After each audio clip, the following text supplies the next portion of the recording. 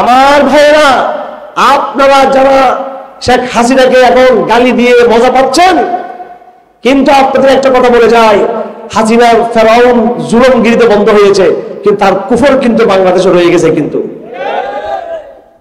হাসিনা জুলুম চর্চা করেছিল, জালিম ছিল, সেই জুলুমের কিছু জায়গা হয়তো বন্ধ হলে হতে পারে, কিন্তু সে যে কুফর লালন করত, সে যে আল্লাহ বিরোধী, সে যে সেকুলার চিন্তা লালন করত, তার সরকার লালন করত, তার মন্ত্রী লালন করত, তার শিক্ষাবিদের বুদ্ধি লালন করত, বাংলাদেশে এখনো সেই সেকুলার শিক্ষা বহাল তবিয়তে আছে। সে নাস্তিক, মোরতাদ, বেঈমান সাংবাদিকরা এখনো দেদারসে তাদের সাংবাদিকতা করে যাচ্ছে। তাদের এই ডেইলি স্টার, প্রথম আলো, এগুলো নাস্তিকবাদের আখড়া। এগুলো এরাই মানুষকে বলতেছে তোরা ভারত থেকে এসেছিস, তোরা মানুষটা আল্লাহর খলিফা না। প্রথম আলো কোনো লেখাতে আপনি দেখবেন না সে বলবে যে মানুষ আল্লাহ থেকে আসে, আল্লাহর হুকুম আসছে, বলবে না সেটা।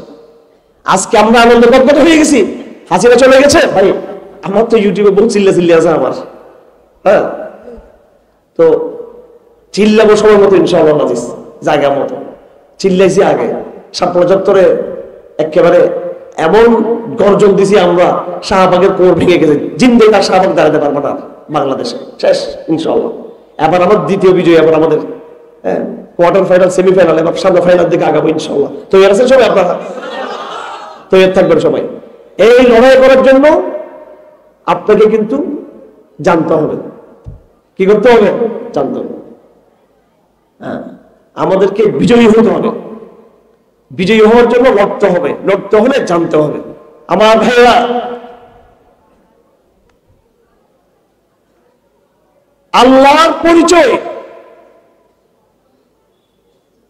ইমাম আবু হানিফা বলেছেন, ফিকহ মানে হলো নিজেকে বুঝা, নিজেকে চিনা, এটা হচ্ছে ফিকহ। মারিফাতুন নাফসি বিমা লাহা ওয়া মা আলাইহা, নিজের লাভ ক্ষতি, ইতিবাচক নেতিবাচক সর্বাত্মকভাবে একজন মানুষ তার পরিচয়কে পুরোপুরি উপলব্ধি করতে পারা, এটা হচ্ছে ফিকহ, এটা মূল জিনিস। এখন আপনারা কথা করতে পারতেছেন না। এই মানুষত্বের নিয়ামত আমরা আজকে এটার শুকরিয়া দিয়ে আমি আমার কথা শুরু করেছি। লড়াইটা এখানেই, আমাদের কাজ এই গোড়াতেই কিন্তু সমস্যা হয়ে গেছে। মুসলমানরা মানুষত্বের পরিচয়, মানুষের আত্মপরিচয় মুসলমানরা জানতে পেরেছে, আর আধুনিক শিক্ষিত সমাজ, এরা ইউরোপ আমেরিকার অধিবাসী, এরা নিজেদেরকে সভ্য মনে করে, তারা নিজেদেরকে মনে করে আমরা আবিষ্কারক। তারা তাদের জীবনকে কমফোর্টেবল করার জন্য, জীবনকে সুখময় আনন্দদায়ক করার জন্য তারা সমস্ত বনাম তারা তৈরি করেছে।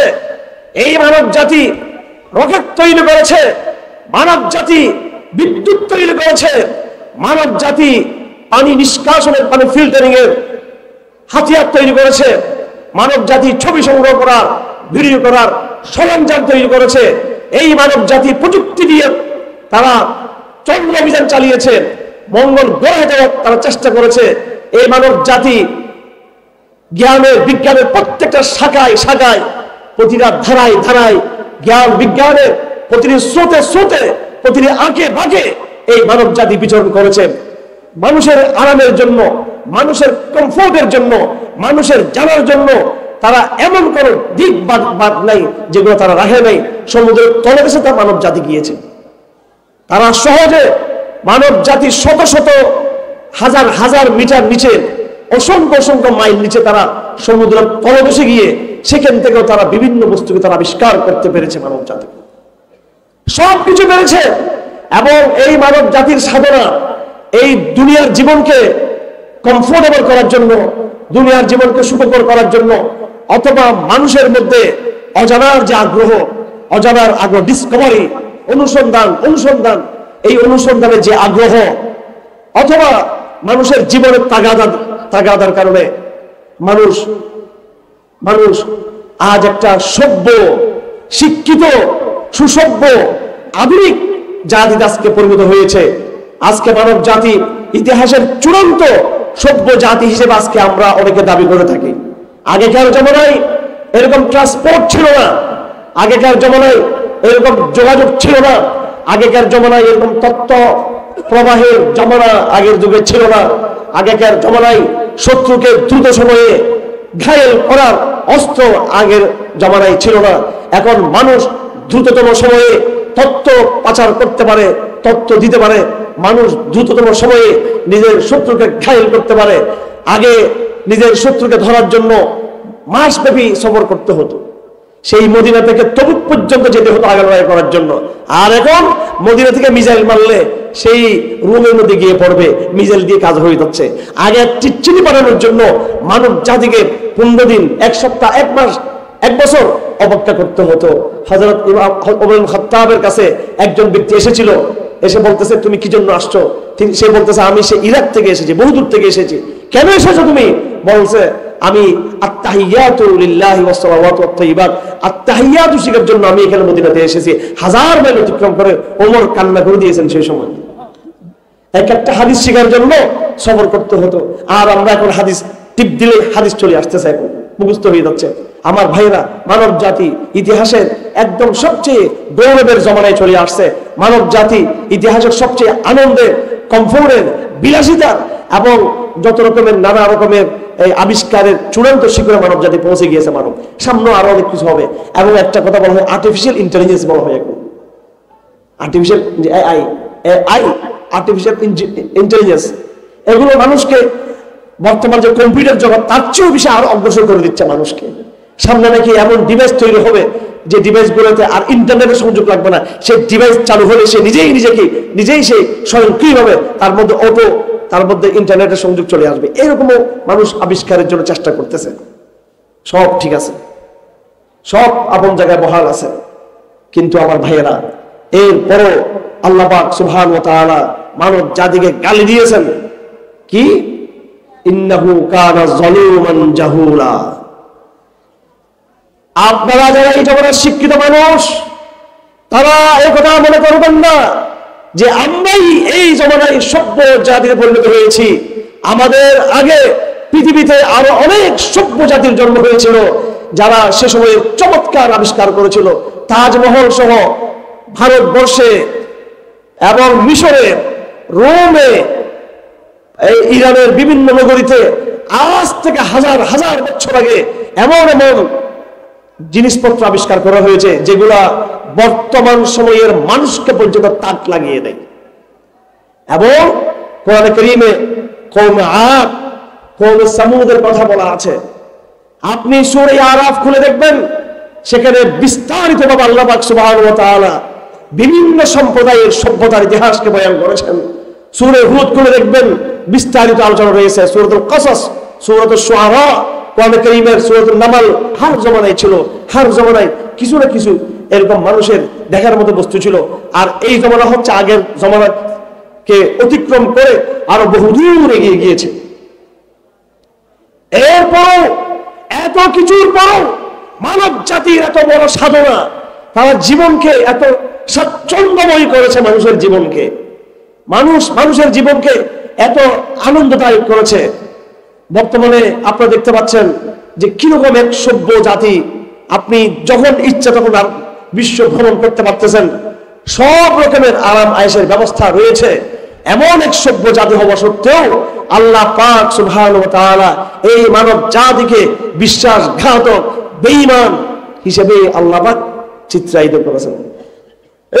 আল্লাহ পাক বলেন সূরা আরাফের মধ্যে, ইয়া আইয়ুহান নাস ইন্নামা বাগয়ুকুম আলা আনফুসিকুম মাতাআল হায়াতিদ দুনিয়া। হে মানব জাতি, তোমাদের বিদ্রোহ তোমাদের নিজেদের বিরুদ্ধে, এই দুনিয়ার সাময়িক জীবনকে তোমরা কমফোর্ট করতেছো। আমার ভাইয়েরা, আজকে আমাদের সাথে সকল কুফফার শক্তির লড়াইয়ের মূল জায়গা হচ্ছে মানুষের পরিচয়ের বিষয়টা নিয়ে, মানুষের আত্মপরিচয় বিতর্ক।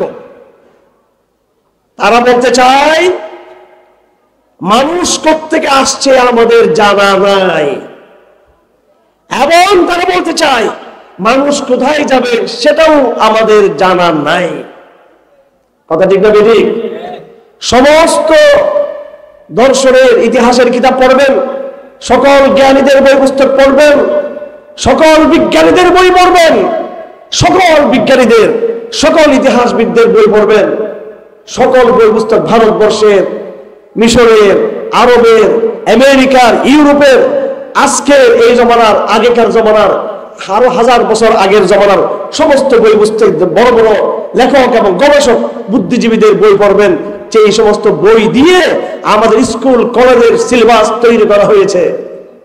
আমাদের বিশ্ববিদ্যালয়গুলো সিলেবাস যে সমস্ত জ্ঞান, বিজ্ঞান এবং সাহিত্যের বই তৈরি করে আমাদের এইসব জায়গায় পড়ানো হচ্ছে, সবগুলো আপনি পড়ে দেখবেন, সমস্ত বই পুস্তক পড়ে দেখবেন, সকল বিভাগের, সকল ফ্যাকাল্টির, সকল শাখার, আর্টসের, অনার্সের, হ্যাঁ সরি সায়েন্সের আরো যত শাখা, আর্টসের যত শাখা আছে, সায়েন্সের যত শাখা আছে, সমস্ত বই পুস্তক পড়ে দেখবেন, সেখানে আপনি কোনোভাবেই অনেক কিছু পাবেন, পুরো দুনিয়ার অনেক কিছু পাবেন, আপনি বহু কিছু পাবেন, সবকিছু পাবেন, কিন্তু মানব জাতির উৎপত্তি কেমনে হলো সেই কথার উত্তর সেখানে খুঁজে পাবেন না। আপনি ঢাকা বিশ্ববিদ্যালয়ের কোন ক্লাসে আপনি সে উত্তর পাবেন না।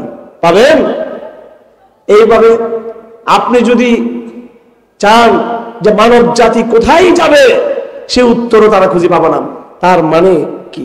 তার মানে হলো বর্তমান এই জমানার মানুষ অনেক সভ্য হতে পেরেছে, অনেক শিক্ষিত হতে পেরেছে, অনেক পলিটিশিয়ান হতে পেরেছে, অনেক সামরিক জ্ঞানে পারদর্শী হতে পেরেছে, চিকিৎসা বিজ্ঞানে উৎকর্ষ সাধন করতে পেরেছে, এবং স্থপতি শিল্পে তারা, অর্থাৎ এই যে ঘর বাড়ি নির্মাণ সহ বিভিন্ন জায়গায় তারা শিল্পের বিভিন্ন জায়গায় তারা শিখতে পেরেছে। কিন্তু মানুষ তার নিজের পরিচয় কিন্তু উদ্ঘাটন করতে পারে নাই, নিজের পরিচয়। আর পক্ষান্তরে আমি এবং আপনি, আমরা কোনো কিছু আবিষ্কার করি নাই, আমরা এত বেশি আমরা বুঝি নাই, কিন্তু আমি আমার পরিচয় জানি যে আমাকে সৃষ্টি করেছে আল্লাহ। আউযু বিল্লাহি মিনাশ শাইতানির রাজীম। وَإِذْ قَالَ رَبُّكَ لِلْمَلَائِكَةِ إِنِّي جَاعِلٌ فِي الْأَرْضِ خَلِيفَةً। আল্লাহ পাক সুবহানাহু ওয়া তাআলা সমস্ত ফেরেশতাগুলোকে ডেকে বললেন, আমি জমিনে আমার প্রতিনিধি পাঠাতে চাই, আমি সর্বোত্তম সুন্দর কাঠামোতে একটা জাতি তৈরি করব, তাদেরকে দুনিয়াতে পাঠাবো। কারণ আল্লাহ পাক আসমান জমিনে যত বস্তু সৃষ্টি করেছেন সব বস্তু আল্লাহ পাকের জিকিরে মগ্ন আছে। প্রত্যেকটা বস্তু আল্লাহর এমন ভাবে জিকির করে, সালাত আদায় করে, কোরআনে কারীমে আছে ওয়ালাকিন লা তাফকাহুনা তাসবিহাহুম, তোমরা তাদের জিকির তোমরা বুঝতে পাও না। পাখির মতো নামাজ পড়তেছে, গরু ছাগল মতো নামাজ পড়তেছে, এবং গাছের লতা পাতা ঠিক তাদের মতো নামাজ পড়তেছে। এবং প্রত্যেকটা বস্তু আল্লাহর কুদরতের এক একটা নিদর্শন। ফাফি কুল্লি শাইইন লাহু আয়াতুন তাদুল্লু আলা আন্নাহুল ওয়াহিদু। প্রত্যেকটা বস্তু এই কথা নিদর্শন যে আল্লাহ একজন আছেন। আমার ভাইরা, এইভাবে আল্লাহ পাক সুবহানাহু ওয়া তাআলা সমস্ত সৃষ্টি জগৎ সৃষ্টি করার পরে আল্লাহ পাক সুবহানাহু ওয়া তাআলা মানুষকে সৃষ্টি করার সিদ্ধান্ত নিয়েছেন। মানুষ সৃষ্টির আগেও কিন্তু সৃষ্টি জগতের প্রত্যেকটা বস্তুর মধ্যে ইসলাম ছিল।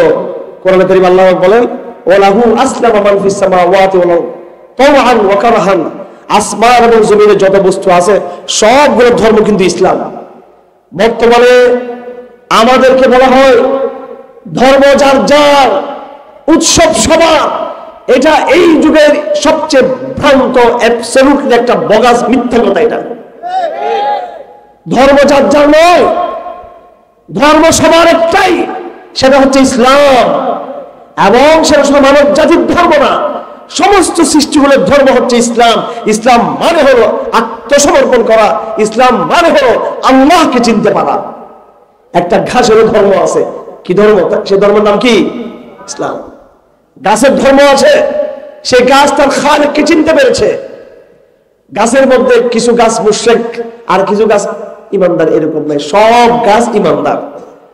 সমুদ্রের তলদেশে আটলান্টিক সাগর, ভারত মহাসাগর, চীন মহাসাগর, অ্যান্টার্কটিকা মহাসাগর, সকল মহাসাগরের মধ্যে যত হাজার মিলিয়ন কোটি কোটি কোটি মাছ আছে, সমস্ত মাছগুলো প্রত্যেকটা মাছ আল্লাহকে চিনতে পেরেছে, তার রবকে চিনতে পেরেছে, তার খালিককে চিনতে পেরেছে। শুধু একমাত্র মানব জাতি দুই ভাগে বিভক্ত। এখানে অর্ধেকের বেশি মানুষ তার খালিককে চিনতে পারে নাই। এটাই পরীক্ষা, এটাতেই মানব জাতি ফিল করছে। এই জন্য বেশিরভাগ মানুষের ঠিকানা হবে জাহান্নাম হবে। সবচেয়ে বিচার বুদ্ধি যাদেরকে আল্লাহ দিয়েছিল, সবচেয়ে বেশি নাফরমানি করেছে সে মানব জাতি। কথা ঠিক না ঠিক? তার এই বিচার বুদ্ধি চলে গেল ভুল জায়গায়, ভুল জায়গায়। আমরা ট্রেন থেকে চট্টগ্রামে আসছি, আজকে শায়েস্তাগঞ্জে নামছি। এখন একজন গরিব মানুষ হুজুর ধরেন কথার কথায়, সে কিন্তু ট্রেনের এক কোনায় বসে আছে। তার ঠিকানা, তার টার্গেট হলো সে চট্টগ্রাম থেকে হবিগঞ্জে শায়েস্তাগঞ্জে এসে নামবে। এই জন্য সে ট্রেনে কোনো কাজ কর্ম বেশি একটা করতেছে না।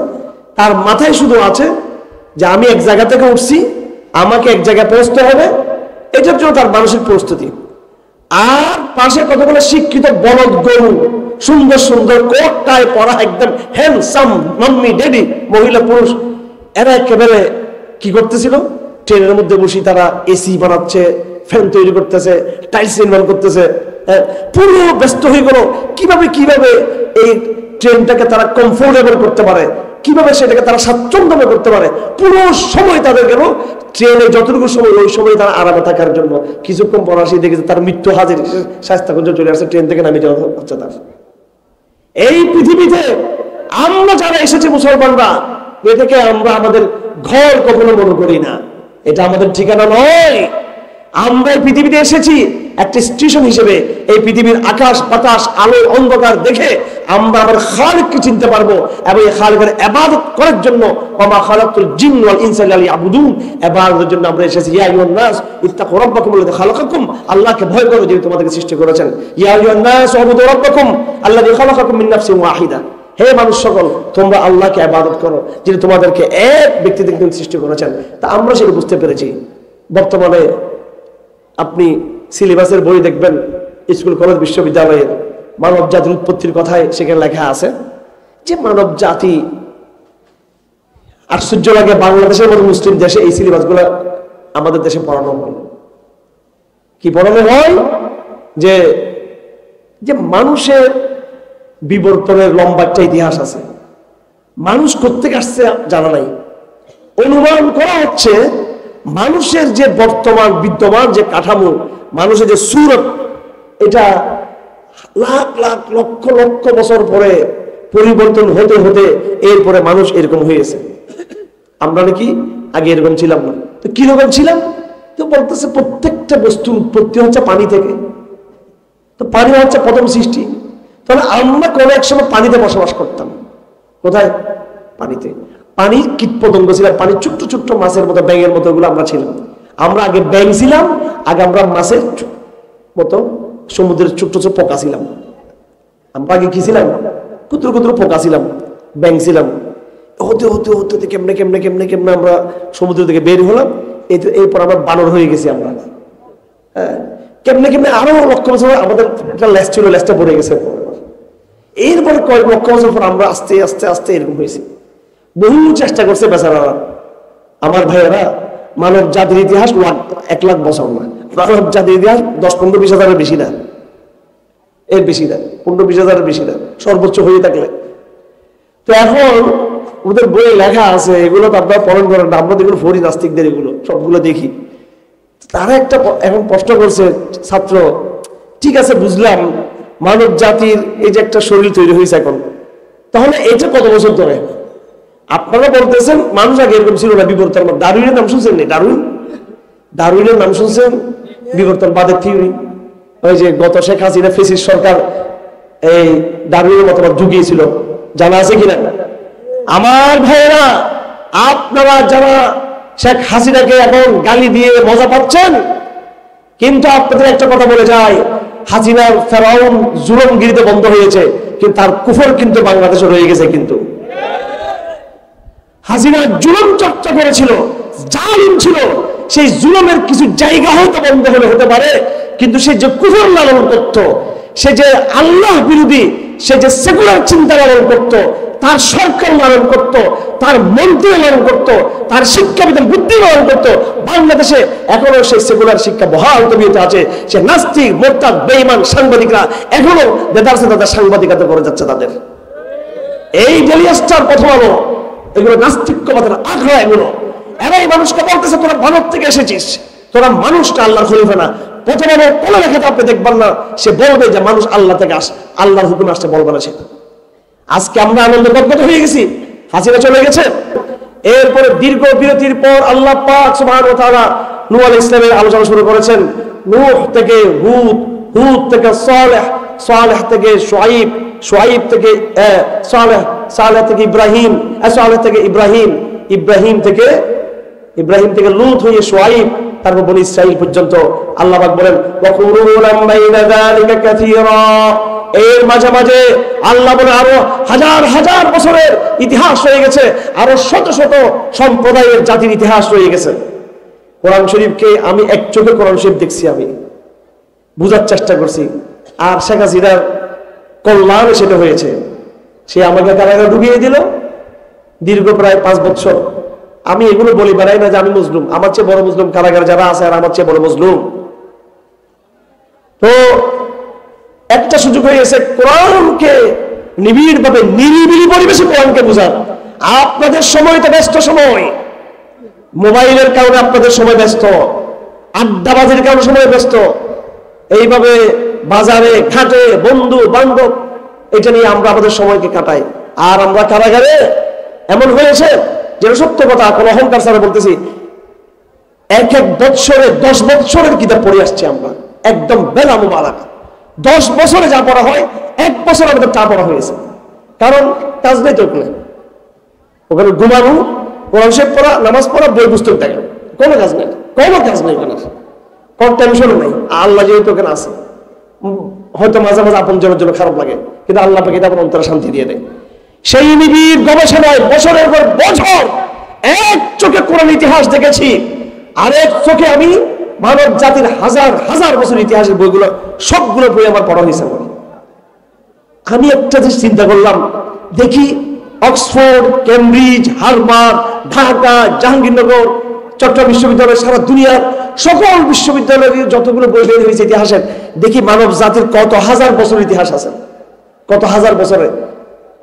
কোরআন যতটুকু রেস্ট ছেড়ে দিয়েছে নূহ আলাইহিস ইসলামের আগে, এরা অ্যাবসলিউটলি মানব জাতির কোন ইতিহাস তারা দেখাতে পারে না। তারা আদম পর্যন্ত যাওয়া তো দূরের কথা, তাদের নূহ পর্যন্ত যারা পৌঁছতে পারে নাই, তারা ভারতবর্ষের কয়েক হাজার বছর ইতিহাস বলে, মিশরের ইতিহাস বলে, ইরাকের কিছু ইতিহাস বলে, এবং ইরানের কিছু ইতিহাস, এবং গ্রিক এর কিছু ইতিহাস বলে। 2000, 2500, 3000, 4000, 4500, কখনো 5000 কাছাকাছি, 8000 বছর, 10,000 বছরের ইতিহাস পর্যন্ত 12,000 কিতাবে তারা লিখতে পারেনি, তারা নাই। তার মানে বুঝা গেল কি, মানব জাতি বিবর্তনের মধ্য দিয়ে আসে নাই। তারা মিথ্যা বলতেছে যে 40,000 বছর পরে 40,000 বছর মানুষ এরকম, তো ইতিহাসটা কোথায়? ইতিহাস তারা দিতে পারে নাই। এবং আমার সাথে অনেক শিক্ষিত ছেলে থাকতো। একটা ছেলে ছিল রাজশাহী বিশ্ববিদ্যালয়ের একটা অনেক মেধাবী ছাত্র। আমরা টিম করছিলাম একটা, আমাদের আরো কিছু বন্ধু বান্ধব ছিল, একসাথে আমরা পড়াশোনা করতাম। আমরা দেখতেছি যে কোরআনকে দিয়ে ইতিহাসকে দিয়ে কোরআনকে আমরা বিচার করতেছিলাম যে কিরকম। আলহামদুলিল্লাহ, সুম্মা আলহামদুলিল্লাহ, আমি যে কথাগুলো প্রকাশ্যে চ্যালেঞ্জ দিয়ে বলি।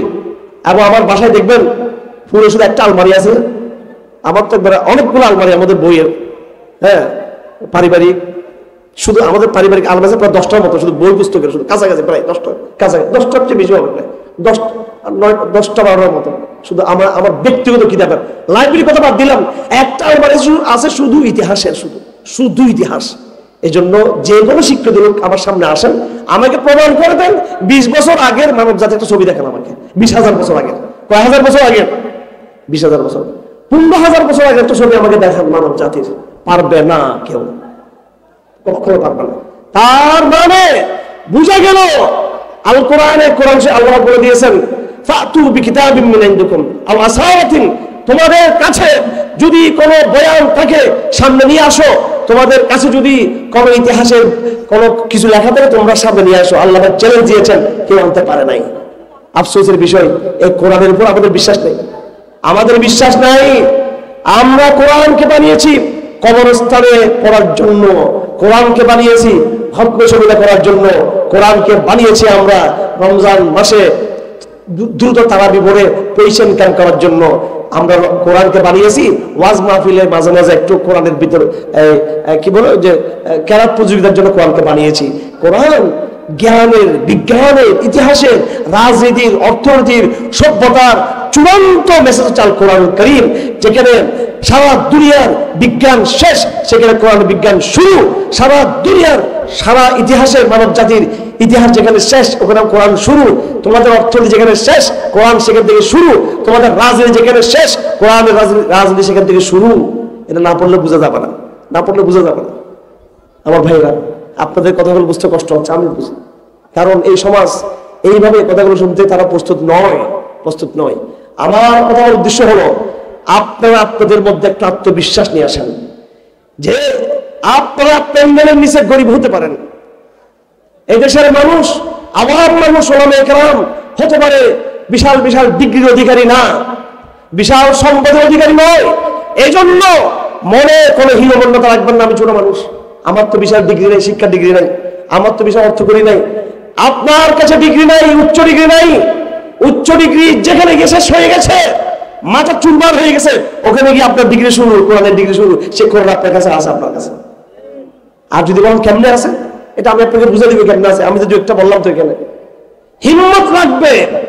আগামী দিনের বিশ্ব চাল কোরআনের বিশ্ব, আগামী দিনের দুনিয়া আর আব্রাহাম লিঙ্কনের দুনিয়া নয়, আগামী দিনের দুনিয়া বিএনপি, আওয়ামী লীগ, উপদেষ্টাদের দুনিয়া নয়। আগামীকালকে সূর্য পৃথিবীতে উদিত হবে কি হবে না? হবে। সূর্যকে আসবে নাকি আসবে না সূর্য? আগামীকাল সকালবেলা সূর্য উদিত হওয়া যেমনি ভাবে এটা অকাট্য বিধান, এটা অ্যাবসলিউট সত্য, এটা মহাসত্য যে সূর্য উদিত হবেই হবে। আল্লাহর নামে লাখবার কোটিবার কসম খেয়ে বলতে পারবো, মিনারের সাথে শান্তরি দিয়ে বলতে পারবো যে ইসলাম আগামীদের দ্রুত সময়ে বাংলাদেশে, হিন্দুস্তানে, সারা বিশ্বে ইসলাম এই চূড়ান্ত বিজয়ের দিকে যাচ্ছে এবং যাবে। খেলাফতের শরিয়ার সর্বোচ্চ প্রতিষ্ঠা হবে। কোরআন এক পথে থাকবে আমাদের শিক্ষা, আমাদের রাজনীতি, কোরআনের বিপ্লবের নতুন এক বিশ্ব আগামীতে হবে। এটা এমন সত্য যেমনি সত্য আগামীকালকে সূর্য উদিত হবে। এটা আবেগের কথা না, আমি আবেগের কথা কম বলি, আমি মানুষকে খুশি করার কথা কম বলি। আলহামদুলিল্লাহ, আল্লাহ পাক অতটুকু নিয়ামত আমাকে দিয়েছেন। মানুষ রাগ করলো কিনা, খুশি হলো কিনা, সেটা আমি আল্লাহ অন্তরে সেই ঈমানের শক্তি দিয়েছেন, সেই ঈমানের আলো দিয়েছেন। আলহামদুলিল্লাহ, আমি আমার রবকে ভালোবাসি। সেই রবকে ভালোবাসতে গিয়ে আমাকে আমার শত্রুরা কেউ জঙ্গি বানিয়েছে। আমি জানি এই কথা বললে জঙ্গি হবো, তাও বলে যাচ্ছি যেহেতু আমি আমার রবকে ভালোবাসি। এবং কিছু সালাফি আমাকে খারজি বানিয়েছে, তাও বলে যাচ্ছি। আর আমাদের কবিগণের কিছু লোক আমাদেরকে মানহাজি বলে, তাও আমরা সত্য কথা বলে যাই। কারণ আমাদের হৃদয় প্রশান্ত হৃদয়, আমরা জানি আলহামদুলিল্লাহ আল্লাহ ইমানের বসিরত দিয়েছেন, আল্লাহ হিকমত দিয়েছেন এবং আল্লাহ তার দ্বীনের জন্য দাওয়াত এবং জিহাদের মেহনত তৌফিক দিয়েছেন। মানুষ কি বলবে সেটা আমাদের আসা যায় না, তবে সত্য কথা বলতে আমরা কিন্তু অভ্যস্ত, সত্য বুঝতে আমরা অভ্যস্ত। আমরা সেই সত্য বুঝার তৌফিক আল্লাহ দিয়েছেন। মনের প্রশান্ত হৃদয় নিয়ে বলতেছি আমি, একদম তাকাল্লুফ ছাড়া। আমি ঠিক ঠিক শোনার জন্য নয়, বাহাবা শোনার জন্য নয়। আপনাদের এখানে কয়জন লোক আছেন এখানে? আমি তো প্রায় মাহফিলে আরো অনেক বেশি লোকের সামনে কথা বলি এবং আগামীকালকে একটা সেমিনার আছে, অনেক শিক্ষিত ছেলে আসবে সেখানে। আপনাদের চেয়ে আরো অনেক দামি লোক হবে, তারা আল্লাহ মাফ করুক, দামি তো আল্লাহর কাছে, দুনিয়া বিজয় বলতে চাই, সেখানে কথা বলবো। এই জন্য কে খুশি হবে না হবে, আপনি আমার কথায় সমর্থন দিলেন না দিলেন সেটা বড় ব্যাপার নয়। কথা হলো এটা আমি আমার মনের কথা বলছি, আপনাকে বিশ্বাস রাখতে হবে। এটা আল্লাহর ওয়াদা।